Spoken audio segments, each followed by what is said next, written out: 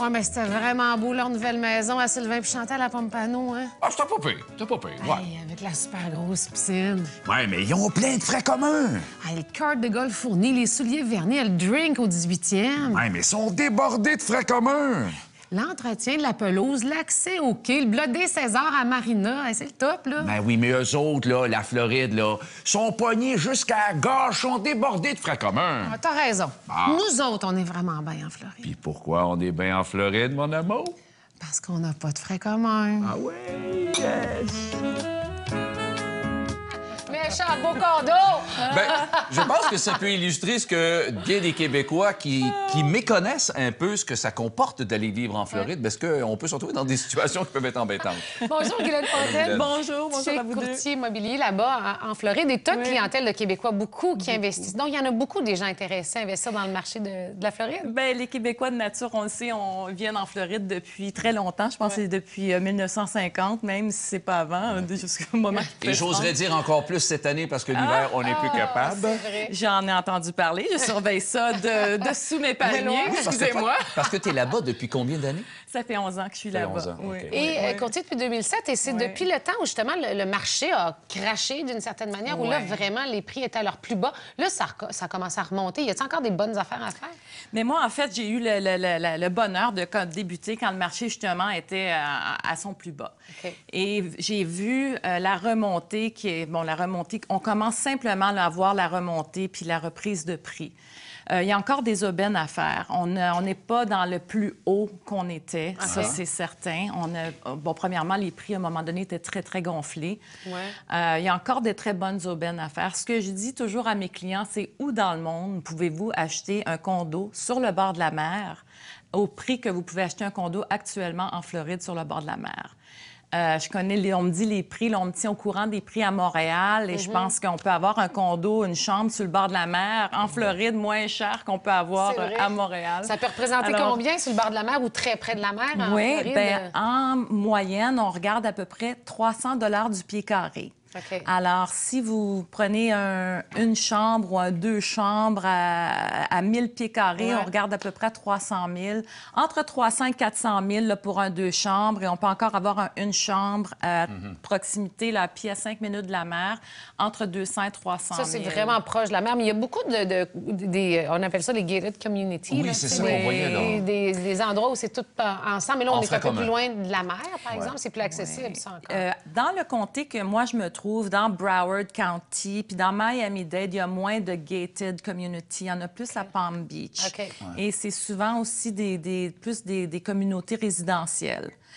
Dans Broward, c'est vraiment plus des condos sur le bord de la mer et le résidentiel est plus loin parce que les terrains sont très chers. OK. Donc, c'est plus accessible quand on s'éloigne de la mer. Il peut y en avoir à 100, 150 Oui, oui, 1000. tout à fait. Oui, puis on tout se à retrouve en fait. masse de la mer, on peut se retrouver à Montréal, ça revient au même. Mais des fois, ça vaut la peine de faire 10-15 minutes de tour, mais tu as payé ton condo 100 000 ou 150 000. Oui, Oui, tout à ça fait. dépend ce que vous recherchez. Ouais. Ça dépend. Les gens qui veulent venir des fois en Floride, ils veulent être sur le bord de la mer, ils veulent jouer au golf. Il y en a que ça leur dérange pas de faire de la plage. Ils C'est préfèrent faire d'autres activités. À ce moment-là, ils vont avoir un plus-value sur leur propriété. C'est ça. Mais souvent, on peut penser que c'est un peu compliqué. Hein? D'une part, bon, l'hypothèque, est-ce que je vais prendre une hypothèque ici? Est-ce que je peux prendre une hypothèque là-bas? Je suis pas une résidente américaine, j'ai pas mes papiers, ma green card. D'abord, l'argent, là. Je veux dire, est-ce qu'on emprunte ici pour aller acheter là-bas ou on emprunte là-bas?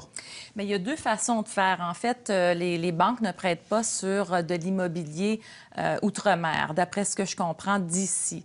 Donc, il y a des banques canadiennes qui ont déployé des effectifs en Floride parce que c'est un excellent marché pour les Québécois, dont la Nat Bank, National Bank et Desjardins, qui ont de très bons produits pour les Québécois sur place en Floride. Donc, j'ai mon hypothèque là-bas, en américain, signé là-bas, Ouais. mais je fais affaire avec la Caisse des Jardins Et il y a de des là-bas. gens qui prennent des lignes de crédit, par contre, chez eux ici, et qui arrivent avec du cash finalement là-bas. Ah, OK. OK. Donc, il y a deux formes à faire, mais souvent, je vous dirais qu'à 95 du temps, les gens arrivent avec du cash. OK. Qui ont emprunté ici par une Oui, ligne de crédit. comment, OK. exactement. Comment? OK, je comprends. Ça, les affaires Ouais, que c'est c'est très ça. personnel. Mais m'appelle pas là-dedans. dis-moi, avant entrevue, on parlait tantôt aussi d'un aspect très important qui est celui des taxes.